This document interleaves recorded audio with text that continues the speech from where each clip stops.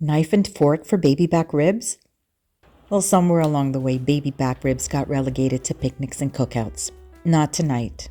Tonight I'm making a complete rib dinner with sides and a glass of rosé.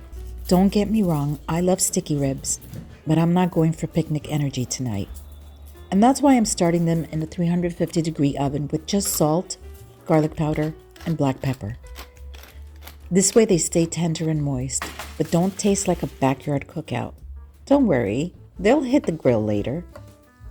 While the ribs get started, I'm working on the sides, because this only works if the whole plate feels like dinner. And since I'll have the grill going, I'll make a foil packet of potatoes. They can also start in the oven, finish on the grill, and when dinner's over, I can throw the foil away. They just need salt and black pepper and olive oil. But I'm not finished with those potatoes yet.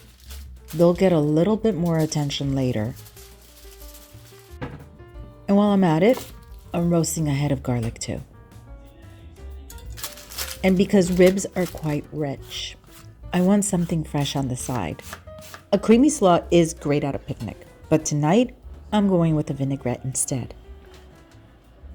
At this point, the ribs have had about 30 minutes in the oven. They're not done yet, but they need to be turned over and placed back in the oven for another 30 minutes until they're tender but not falling off the bone. Now it's time to get the glaze started. Blackberries are in season, and pork and berries have always been good companions, so I figured we'd have a little fun with them. The blackberries get cooked down with a touch of maple syrup, then strained and returned to the pan with some balsamic and a little hoisin. Notice what's missing. No ketchup, hot sauce, or liquid smoke. I'm not making a barbecue sauce with a little blackberry hiding in the background.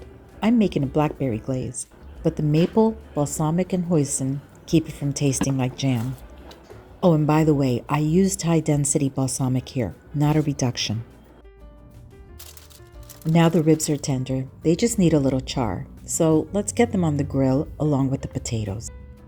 If you're new here, welcome to Marty's Herbie Kitchen. Every week I share complete dinners with people who still enjoy cooking from scratch. The full recipe is always in the description, because this video isn't where I want to read from a recipe card. It's where I'd rather spend our time building dinner and inviting you to my table. And because the glaze has maple syrup in it, this part goes quickly, so don't even think of walking away for a minute from those ribs, or they'll remind you who's in charge. And I really don't think ribs have to stay in one lane. Give them the right sides and a lighter glaze, and suddenly they move from the picnic table to the dinner table, right where they belong, just as much as a steak or a roast chicken. My herb garden has been blooming since spring, and it could use a little trim right now. So let's use some of that to make these potatoes more interesting. The grill helped caramelize them a bit without burning them. And remember that roasted garlic from earlier? It's mellow now, sweet, and a little caramelized. Squeeze it right on top and mix it with a few chives, fresh oregano or parsley, or whatever combination of fresh herbs you like. And just like that, these are no longer just foil packet potatoes. The slaw got dressed, and the ribs are where I want them now. Sticky, a little charred, and still ribs, just not picnic ribs. Look, there isn't anything fancy here. It's still ribs, potatoes, and slaw, just put together a little differently. Some ribs are meant for a paper plate. These are meant for the dinner plate. I'm glad you stayed.